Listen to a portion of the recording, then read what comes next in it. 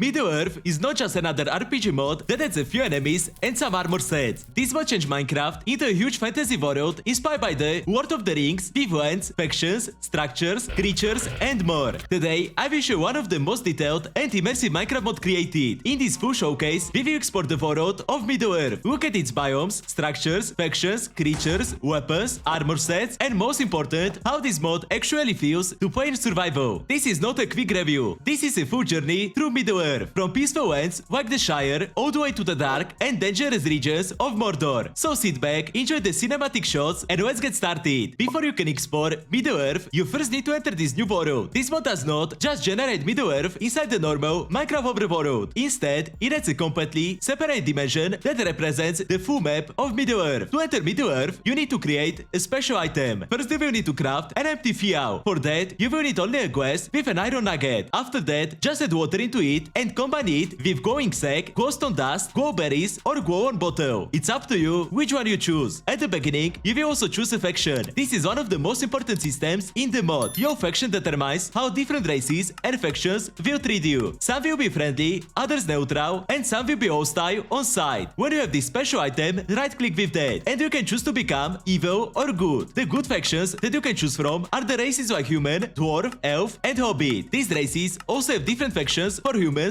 like Gondor, Rohan, and Dale. For dwarves, there are factions like the Longbirds of Erebor, different factions for elves, and hobbits in the Shire. Each faction also spawns a different location on the map. The evil has races like Uruk, Orc, and human. You can choose from factions that live in Isengard, the Misty Mountains, and the most popular, Mordor. The cool thing is that there is a long description for every single race and faction, and you can also choose the location of the first spawn. Choose your favorite site, race, faction, and location. The terrain is handcrafted, not random. Mountains, plains, forests, and rivers are placed to match the geography of Middle-earth. This already makes exploration feel more like a real journey instead of random wandering. If you align yourself with the good peoples, you will be welcome in places like hobbit villages, human structures, and even lands. If you choose a darker path, factions like orcs or forces of Mordor will see you as an ally instead. This shows heavily affects gameplay. Guards will react to you differently, traders may refuse to trade, and certain areas can become extremely dangerous if you are not aligned correctly. At the start, you should focus on basic survival, gather food, basic equipment, and learn how the world works before venturing too far. Middle-earth is not forgiving, and enemies can be much stronger than what we are used to in vanilla Minecraft. The world of Middle-earth is massive, detailed, and carefully designed. This is one of the strongest aspects of the mod. Every region feels unique, both visually and in gameplay. The Shire is one of the most iconic locations you will encounter. Green hills, peaceful landscapes, and hobbit halls scattered across the land. Hobbit structures feel alive. This area relatively safe and perfect for early exploration. As you travel farther, you will reach regions like Rohan, with wide open plains and settlements inspired by human kingdoms. These lands feel more militarized with guards and watchtowers. Gondor is another highlight, featuring Gondor houses, stone architecture, and Gondor watchtower. These structures are so cool, but I hope there will be more added in the future. Then there is Mordor. The atmosphere changes completely. The land becomes dark, corrupted, and hostile. Ash-covered terrain, sharp mountains dominate the landscape. This is one of the most dangerous areas in the mod, filled with powerful enemies and constant threats. You can find their structures like the Mordor camp there. Be careful, because there are also huge stone throws that will go after you. In this camp you will also find a few items in wood chest, but it's nothing valuable. Another structure is watchtower. This tower looks really good, so I hope there will be castle with this style. It's really hard to stay alive in this biome. The mod also includes many small structures, watchtowers, camps, ruins, and hidden locations. Some contain wood, others contain enemies, and some tell the stories just through their design. Because the map is handcrafted, traveling from one region to another feels like a real journey, and each area has its own identity. Middle-earth is filled with many different creatures and factions, and they play a huge role in both combat and immersion. You will encounter orcs, urukai, bandits, hostile soldiers, and many other enemies depending on the region you are in. These enemies often travel in groups, patrol roads, and guard important locations. Combat feels more tactical than vanilla Minecraft. Running into a group of enemies unprepared can easily lead to death. Armor choice, weapon selection, and positioning all matter. There are also neutral and friendly NPCs. Villagers, guards, and travelers populate the world. Some will help you, others will ignore you, and some may turn hostile depending on your alignment. This system makes the world feel alive. My favorite enemies in this mod are the Mordor enemies. They are very powerful, and it's so fun to fight against them. There are Mordor enemies like Orc soldiers, Orc Snaga, Black Uruk soldiers, and leaders. The huge challenge is also the Isengard enemies like Orc warriors, Uruk Uruk-hai soldiers, leaders, and others. Another cool creature that you will see in this amazing world is the creature like snow trolls, wargs, animals, and many soldiers. One of the most satisfying parts of the Middle-earth mod is its equipment system. There are many armor sets and weapons, each inspired by different factions and cultures. Weapons range from simple swords and spears to powerful faction-specific gear. Each weapon has its own hook and identity, making progression feel meaningful. There are weapons like many types of daggers, Gondorian axes, very good-looking shields from different factions, spears, and many types of long-range weapons like bows and crossbows. Powerful weapons from Mordor, and a lot of other strong weapons. Armor sets are not just cosmetic. They are simple clothes like many types of robes, hoods, and cloaks that don't give you very strong stats, and some very cool clothes that will make you look like a hobbit. But there are also powerful knight armor sets, leader armor sets, and others. Each faction has many types of armor. You can have armor sets of Gondorian kings and heroes, dwarf outfits with very good stats, Mordor armor sets, powerful Uruk-hai sets, and many others. My favorite armor sets are Gondorian, Mordor, and Revenue Sentinel armor. There are also armor for orcs and goats. Some armor sets are easier to obtain early on, while others require significant progression and exploration. This creates a natural sense of progression through the game. The visual design of the armor is one of the strongest points. Each set fits perfectly into the Middle-earth theme, making your character feel like a true part of the world. Beyond combat and exploration, the mod includes many smaller features that enhance immersion. Traveling long distances feels meaningful. Roads, landmarks, and settlements encourage you to plan your journey instead of randomly running through the world. Small details like banners, architecture styles, and NPC behavior add depth to the world. If you like the building in Minecraft, you will also have that. This mod adds so many new blocks, decoration, and a lot of other features for building. With this mod you can build very good looking huge structures. There are around 3000 new blocks, so you will choose your favorite one. There are many types of stone blocks that will look so good on the castles, kingdoms, and other structures. There are decorative blocks like many types of chairs, tables, and windows. Very nice decorative blocks for interior like anvils, crates, forges, and a lot of others. If you like to also decorate the outside of your structure with plants, flowers, and new wood types, there are many of them that you can choose from. There are new resources and many types of tools also. Playing the Middle-earth mod feels very different from playing vanilla Minecraft. This is not a mod where you rush to endgame gear in a few hours. Progression is slower, more grounded, and more immersive. Exploration matters. Choosing where to go and who to ally with matters. This mod is perfect for long-term survival worlds, roleplay, or cinematic series. It rewards patience, curiosity, and careful decision making. If you enjoy fast-paced, overpowered gameplay, this mod may feel challenging. But if you enjoy immersive worlds, meaningful exploration, and RPG-style progression, Middle-earth delivers an incredible experience. In my opinion, the Middle-earth mod is one of the best mods ever made for Minecraft. It does not just add content, it creates a completely new experience. The world design, factions, atmosphere, and progression all work together to make you feel like you are truly part of Middle-earth. This mod is perfect for players who love exploration, storytelling, and immersive gameplay. It's also an amazing choice for long YouTube series or cinematic content. If you enjoyed this full showcase, make sure to leave a like and subscribe for more Minecraft content. Let me know in the comments what part of Middle-earth you would explore first. Thanks for watching, and I will see you in the next one.